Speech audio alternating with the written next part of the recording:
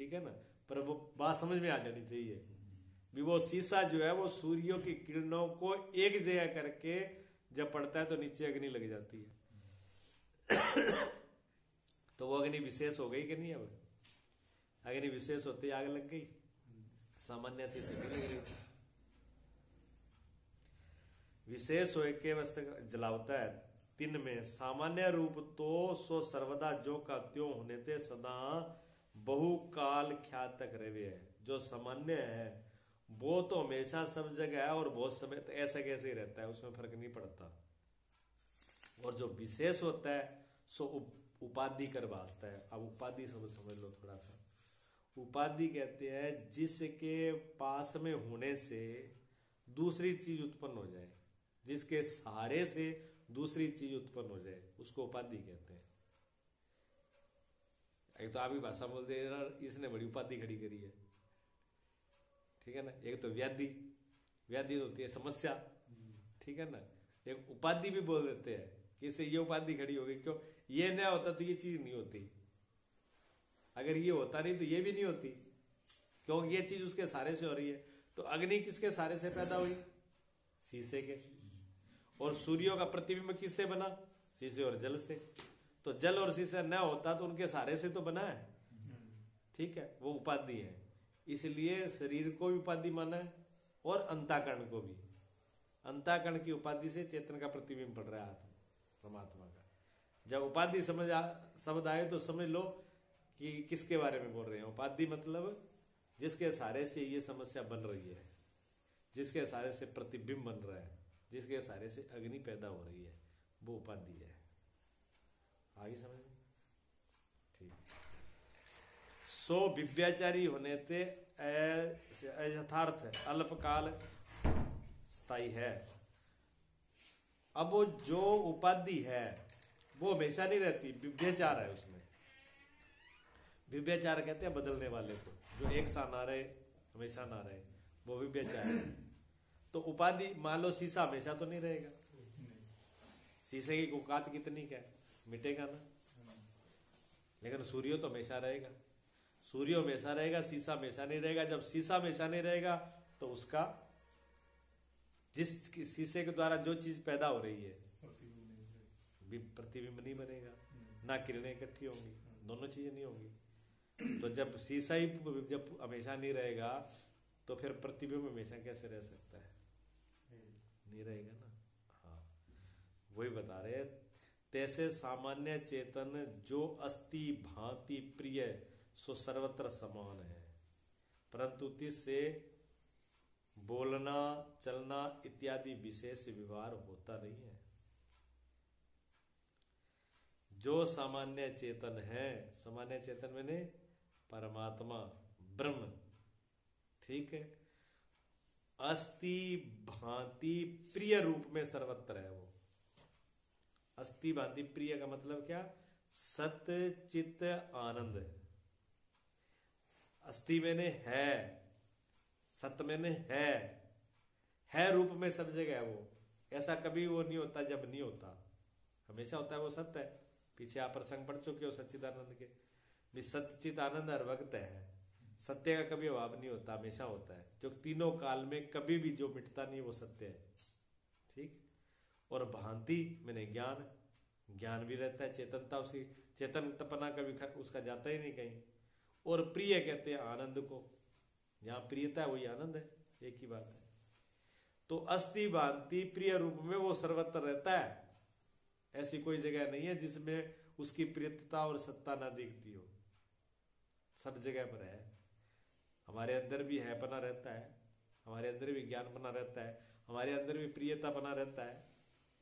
और उसी का ही प्रतिबिंब जब बुद्धि में पड़ जाता है तो बुद्धि भी कहती है मैं भी हूं, ठीक है, और मेरे में भी ज्ञान है, और मैं भी, मेरे में भी मस्ती आती है, वो भी एहसास कराती है ना। है तो उसी की छाया, लेकिन वो पूरा दिखा देती है। और अगर उस बुद्धि से पूछ लिया जाए भी तू हूं कहती है भी मेरे को ज्ञान है और मैं ज्ञान बहुत कुछ जानती हूँ, वो तो कहते हैं ना कि मेरे में बहुत ज्ञान है, मैं बहुत कुछ जानता हूँ। और पूछ लिया जाए कि आप बहुत कुछ जानते हो, तो मान लो एक पेन नहीं है, ये कितना ही बड़ा ज्ञानी क्यों ना हो, उससे ये पूछ लिया जाए कि ये जो पेन है ये क्या है, ये बता दे भी ये पेन क्या चीज है, बता सकते हैं? आप कहोगे क्या है, प्लास्टिक का बना हुआ है, अंदर सही डाल दी, इतने तो कहोगे। क्या ये प्लास्टिक और सही है, इतना ही कुछ है। अगर एक वैज्ञानिक इस पे विश्लेषण करने लग जाए तो मेरे ख्याल में वैज्ञानिक का भी दिमाग हिल जाएगा, इसका विश्लेषण नहीं कर सकता वो। क्यों? इसमें पांचों तत्व भी तो है, पांचों तत्व इसके अंदर है। इसके अंदर आकाश भी है, इसके अंदर वायु भी है, इसके अंदर जल अग्नि भी है, इसके अंदर जल भी है, इसके अंदर पृथ्वी भी है। फिर पांचों तत्वों से क्या ठहरता है, कितने कितने इसमें रसायन है, उन पांचों तत्वों से मिलकर के इसमें कितने प्रकार के रसायन पैदा हुए हैं। ठीक है, अब वो विश्लेषण ब्रीक से ब्रीक करता जाएगा तो अणु परमाणु तक पहुंचेगा। इसमें अणु भी है और एक अणु के अंदर इतनी बड़ी ताकत है कि कहीं डाल दिया जाए तो सत्यानाश कर दे। उस एक अणु को तोड़ने से परमाणु बम बनता है, कितनी बड़ी पावर है।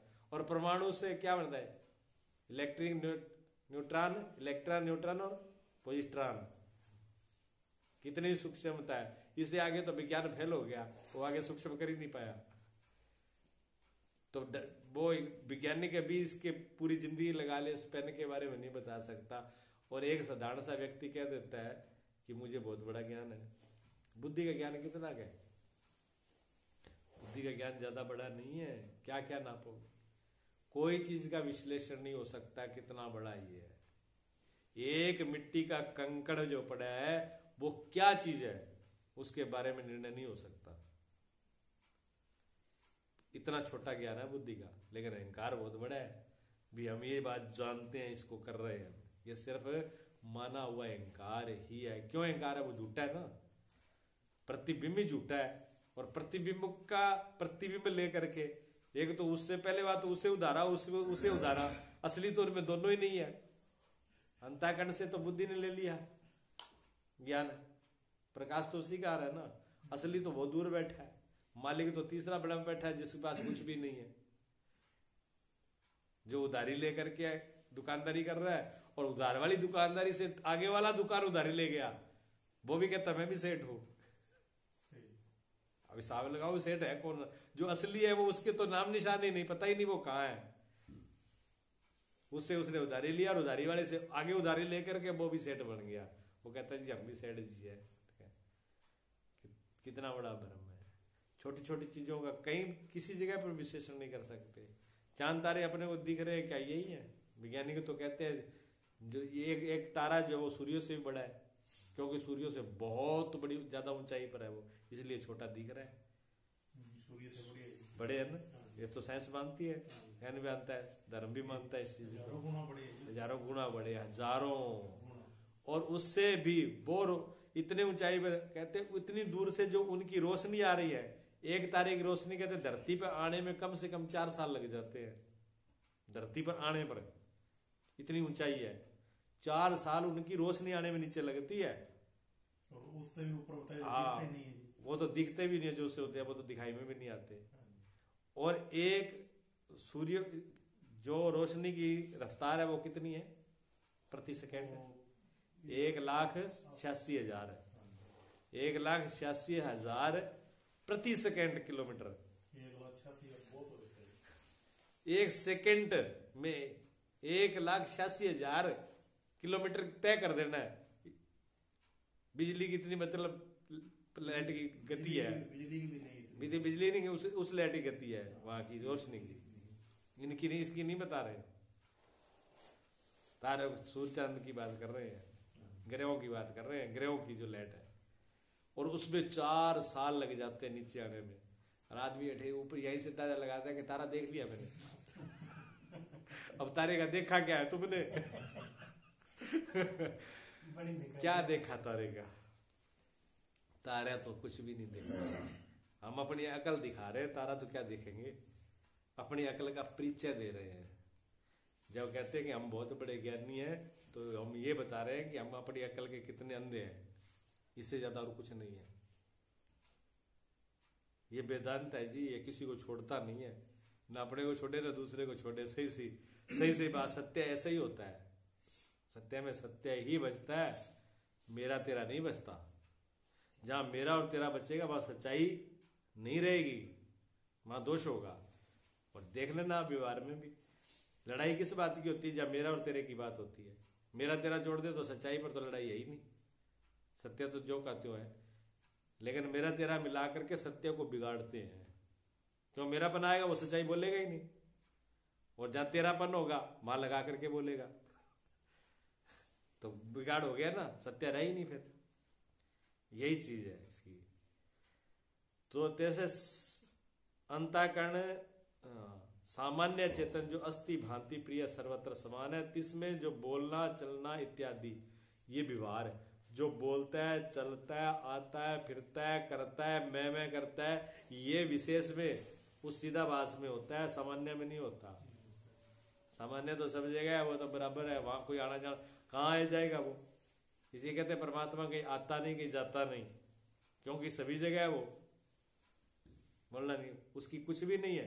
परमात्मा के अंदर उस में कोई क्रिया नहीं होती, ना उसके पास कान है, ना उसके पास आंख है देखने के लिए, ना सुन टेस्ट करने के लिए जीव है, ना संप्रस करने के लिए चमड़ी है, ना उसके मन है, ना कोई बुद्धि है, ना किसी प्रकार की कोई क्रिया नहीं। एक हिसाब से ये समझ लो ना कुछ है, ना कुछ नहीं है। तभी तो कहते हैं जो ना कुछ हो गया, जिसने अपने आप को मिटा दिया पा गया। वो अपने आप को मिटाने का मतलब है उसी में हो गए, पहुंच गए भाई। और मिटाना क्या है?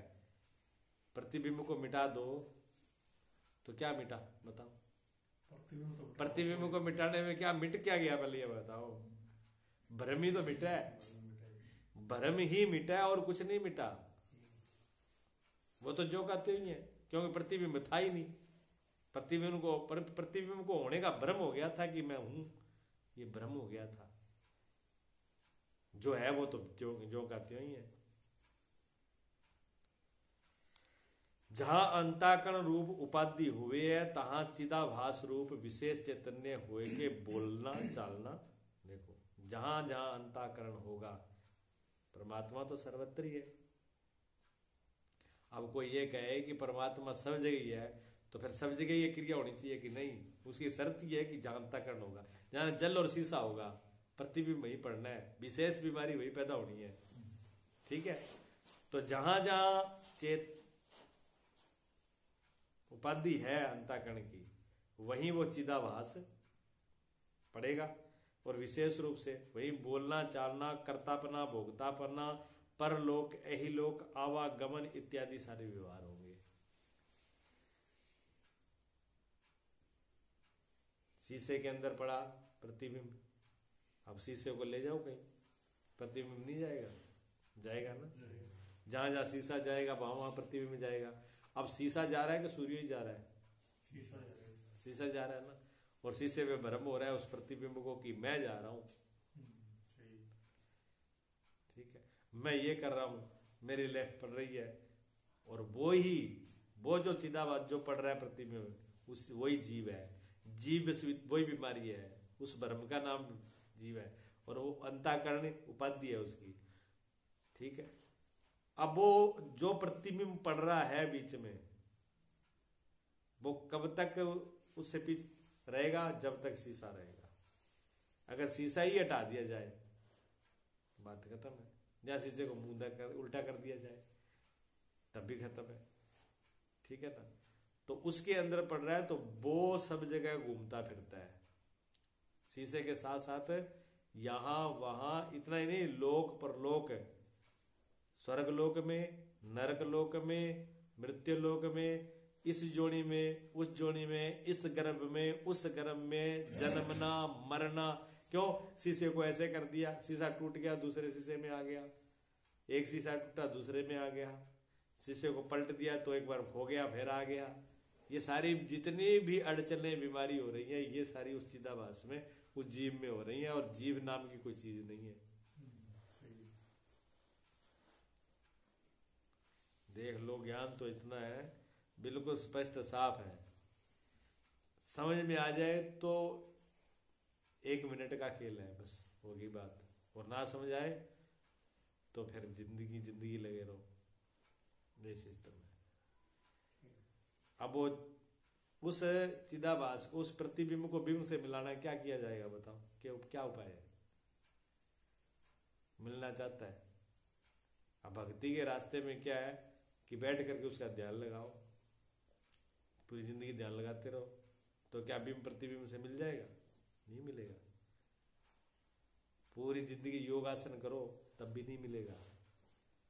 तभी कहते हैं नितेन ज्ञानान मुक्ति, बिना ज्ञान के मुक्ति हो नहीं सकती है, श्रुति कहती है, ये वेद कहता है, ये शास्त्र कहता है कि जब तक ज्ञान नहीं होगा तब तक मोक्ष होगा नहीं। पर आप ये मत सोचना ना कि भक्ति करना, योग करना बेकार है। उससे क्या होगा? उससे ये समझने की ताकत, शक्ति पैदा होगी। और भक्ति से क्या होगा? भक्ति करते करते परमात्मा की, उस परम सत्ता की ऐसी कृपा होगी कि उसके अंदर से विवेक शक्ति उत्पन्न हो जाएगी, ज्ञान उत्पन्न होगा। परमात्मा खुद ही, वो किसी रूप में आए, फिर सदगुरु के रूप में, गुरु के कैसे भी करवाए, ज्ञान कराने वाले, वो भी उनकी कृपा होगी, कराएंगे ज्ञान। मुक्ति ज्ञान से ही होनी है, ये बात निश्चित है। पर इसका मतलब यह नहीं भक्ति, सीधा कोई कहे कि मैं भक्ति और योग से ज्ञान कर लूं, नहीं, मुक्ति नहीं होगी, मुक्ति नहीं होगी। मुक्ति का सीधा साक्षात रास्ता यही है। योगी को भी ज्ञान करना पड़ता है और भक्त को भी ज्ञान करना पड़ता है, तब छूटता है बंधनों से। इसके बगैर कोई उपाय ही नहीं है।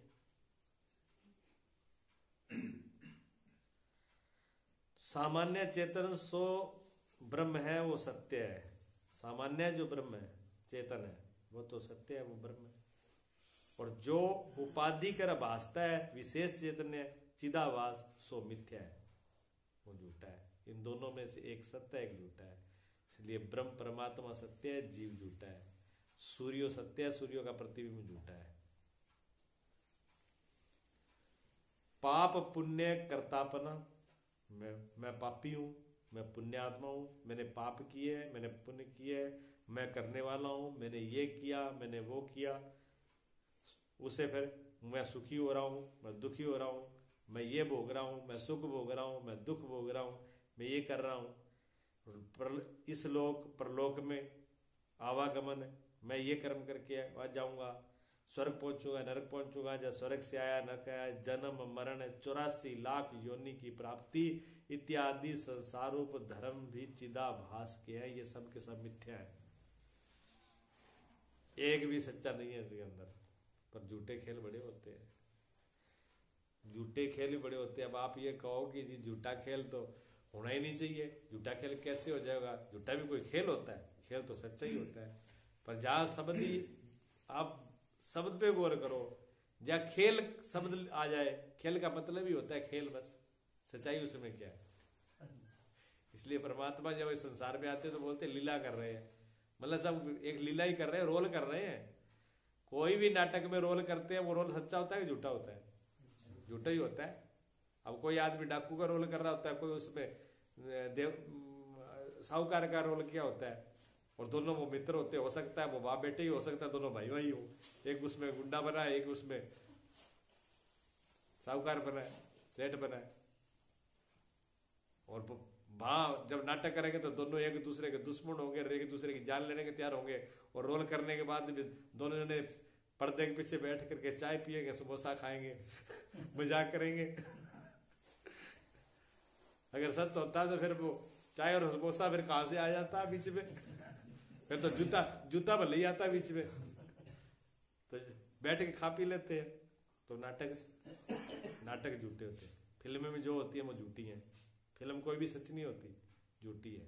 हाँ, उनका कोई लक्ष्य हो सकता है, जो अर्थ है वो सच हो सकता है किसी अर्थ में, लेकिन सब झूठा है, सारे के सारे। सपना देखते हैं, सपने में पूरा खेल आ जाता है, सारा झूठा है। और जो लोग वो आते हैं मदारी वाले देख लो, एक कपड़ा डालेंगे, ऐसे कपड़ा डाल के अंदर से कबूतर निकाल देंगे, नोटों की गड्डियां निकाल देंगे, मिठाई निकाल देंगे, है उसी में पता नहीं सर्प निकाल देंगे। सारे के सारे झूठे हैं, दिखा देते, उसमें एक भी सत्य नहीं होता। अगर वो नोट सच होते तो फिर आपसे 1-1 रुपया मांगने की क्या जरूरत थी उसको? फिर तो मारता जा, तो डॉक्टर की गड्डी बस में क्या क्यों दिखा रहा है, क्यों दर दर भग रहा है, वो सब दिखा के फिर कहेगा जी पेट का सवाल 1 रुपया। तू तो गड्डी निकाल के बैठा था, अब 1 रुपये मांग रहा है। क्यों? वो झूठा है, सत्य नहीं है। तो जितने भी ये नाटक हो रहे हैं, जितने भी मैं कर रहा हूँ, ये कर रहा हूँ, वो पुण्य, सब पाप पुण्य, आना जाना, स्वर्ग नरक, सारे के सारे, कोई भी सत्य नहीं है सर, क्योंकि सारा खेल तो इसी से है ना। ये विज्ञान है उसका। तो कहते विशेष चैतन्य जानने से क्या निश्चय करना है? इस विशेष चैतन्य को जानने से, जान करके हमको निश्चय क्या करना है? क्या मतलब इसका? कि विशेष चेतन है जो चिदाभास है, तिसके धर्म सो मैं नहीं और मेरे नहीं, किंतु मेरे विषय कल्पित है, मैं इसका अधिष्ठान, सामान्य चेतन इससे न्यारा हूं, ये निश्चय करना है। जब ये बात समझ में आ गई, ये विशेष चेतन जो है ये ही मैं नहीं हूं, मेरा तो मैं जो हूं वो तो मैं विशेष सामान्य जो है परमात्मा बिंब रूप सूर्य रूप हूं मैं ये नहीं हूं। ये मेरे में अध्यास से कल्पित कहते हैं कल्पना मात्र, सिर्फ कल्पना मात्र मेरे अंदर दिख रहे हैं, है नहीं है। जब है ही नहीं, मैं इससे न्यारा हूं, मैं इसको जान रहा हूं, क्योंकि इन सारे कर्मों को मैं जान रहा हूं।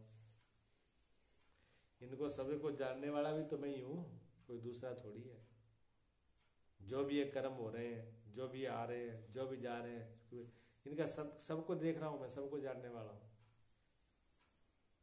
ऐसी कोई क्रिया है जिसकी क्रिया का उसको ज्ञान ना हो?